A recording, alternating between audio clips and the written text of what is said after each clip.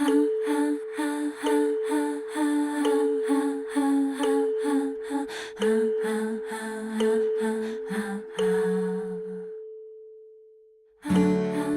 name is Lauretta Voelz.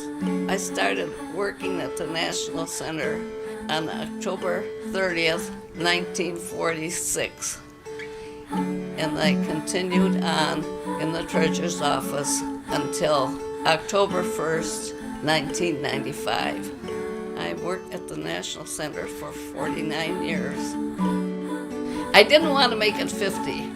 I didn't want any publicity about the whole thing. I didn't want to make a big deal out of my, being there years or something like that. I just didn't want to be that kind of a person.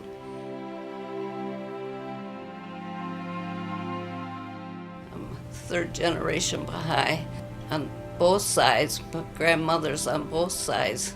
One lived in Chicago, who passed away when my mother was 16 years old. And we believe she had the first Baha'i funeral in the country. My mother then came to Kenosha to assist an aunt of hers. It was then that my mother met my father, who was also raised by his mother as a Baha'i.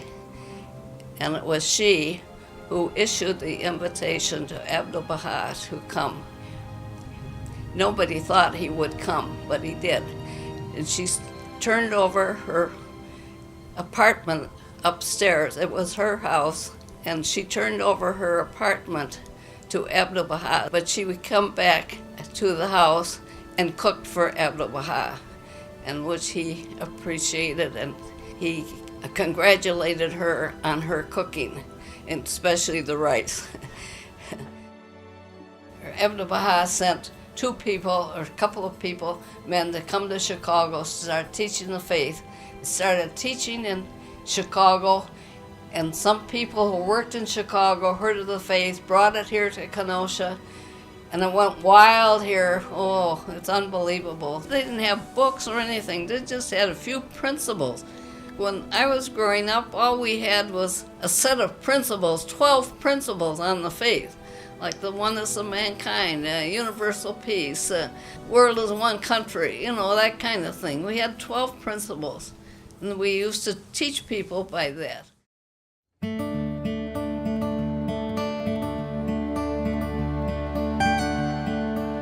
My dad was a machine designer, and he was always interested in building a temple model. Nobody had any models of the temple. They never could put anything on display.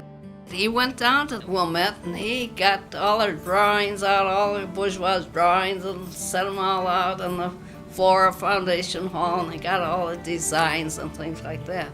So he built this temple model. But anyway, he was quite successful in it, and people were kind of pleased with it. And he had all the windows cut out. He cut out of cardboard, like windows in the upper story. He had some 200 windows or more in this. He worked hard on it. Well, he was only doing it for his own enjoyment. Well, about that time, there was a centenary, I forget what the centenary, in Chicago. There was going to be this 100th anniversary for something or other.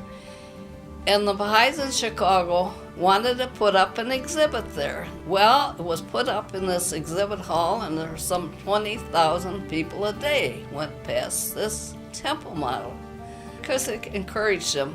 So he decided to make another one. He'd make a better one. In the meantime, Shoghi Effendi wrote to the NSA and said, "Send me a temple model." They got in touch with the John J. Early studio, which did all of the, cement work for the house of worship. Anyway, they came up with the fact that it would cost $1,000.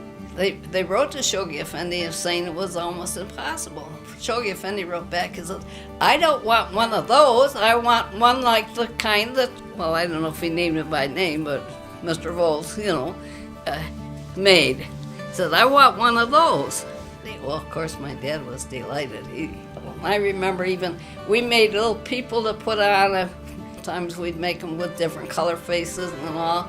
Also, he made it so that he had it lit up inside. so that had some life to it. Oh, and people all across the country were interested in it, and all kinds of people came to our house to see this temple model that was going to go to Shoghi Effendi. Ruhia Khanum came at one time. My dad got out all his patterns and gave them to her and everything else. So this was 1940s, and the first plan that we had, they wanted an assembly in every state in the United States. That was the goal, because it was war years, and Shoghi Effendi was afraid that things would happen in the world and there would not be a light in every state. So there had to be at least 9 people in every state in the United States. So the people who were in bigger communities were asked to disperse to these smaller communities. So there was Providence, Rhode Island, there was Laramie, Wyoming, and places like that. And I went through where I could go and so forth, and every time I selected a place, it turned out, oh, we don't need you there. We got 9 people now. We don't need, you have to go someplace else. So it got down to the point, there was mainly Canada, seemed to me. I was the only one there at the time. Knew not a soul. It's 40, 50 below zero and snow piled high and you don't know anybody, you know. So it was kind of a challenge. Eventually people began to come and we had enough to form an assembly. Once they began to form their assembly, well, I wasn't a Canadian and I wasn't planning to spend the rest of my life in Canada, so I decided that I should leave, you know, and let the Canadians take up the responsibility. Well, then got back and I went to a movie one night and I got home and my mother said, hurry up and get to bed, you gotta go to work. My mother said, you gotta go down to Wilmette tomorrow. She says, you gotta go to work. I said, what do you mean I have to go to work? She says, well, they called you up, they want you there the first thing in the morning.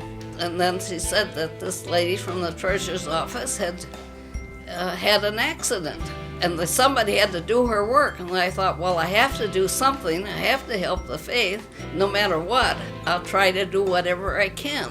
So I went down there. The nice thing is that Roy Wilhelm, who's such a stirring character and who was treasurer of the NSA for so many years, he wrote me, he knew my family because from conventions and things like that. And so I thought that was kind of nice that he sent me a letter saying that he knew what the job was and he appreciated my working there and all that sort of thing. It was a very nice letter.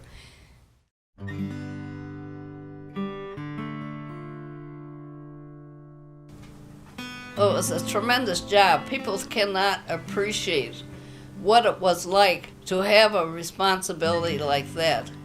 And I was told stories about Roy Wilhelm and they, you know, times when they didn't have money to meet the things, the payments, like payments on the property and all of that sort of thing. Sometimes he'd come to the NSA and he'd put his head down on the table and so forth and just practically go to pieces because he didn't know which way to turn. And we were always faced with that kind of a situation. We were always short of money. And you know, we don't get any money from anything else. It's just the contributions. If contributions don't come in, we can't go. We have to make a budget without knowing how much money we're going to get. It was kind of interesting because when they stopped work on the house of worship, they had just completed the steps on the outside. Everybody was so thrilled that those steps were all around. Because of the conditions, the war conditions and everything else, they could not continue because you couldn't get materials, you couldn't get workmen, you couldn't get all kinds of things. The whole place was kind of miserable, and I know the neighbors were not very happy with us. And the grounds were nothing but grown-up weeds. And they had to plant that to keep from soil erosion.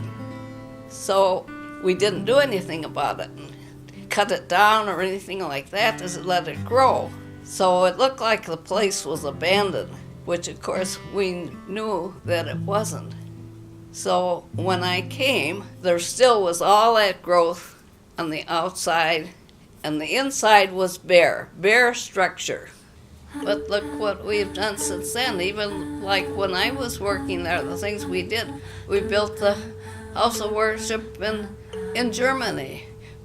Australia, we built the one in Kampala. All of these things were done when I was there. Then we had to buy property. Every place where we had a house of worship, showcase Sunday, said we had to buy a piece of property. So we had to buy that. When the House of Justice got established, they were on a very limited basis. They relied on us for everything. They couldn't even get supplies over there in Israel at that time because it was the war years and everything like that. And they couldn't even buy a pencil or a paper clip. So when people who were working over there would come here, they'd go to a bookstore and they'd order all this kind of stuff, have it sent to our office, and we had to turn around and send it to get it to Israel. And I remember when we had a very small budget, a few $1,000s, and all of a sudden before I left there, we got over $1 million budget. And I keep thinking, how did this all happen? I don't know. I can't even conceive of it myself, as many years as I worked there and as close as I worked with the faith. Everything like we did has been a miracle. And you had to know that it was inspired by God.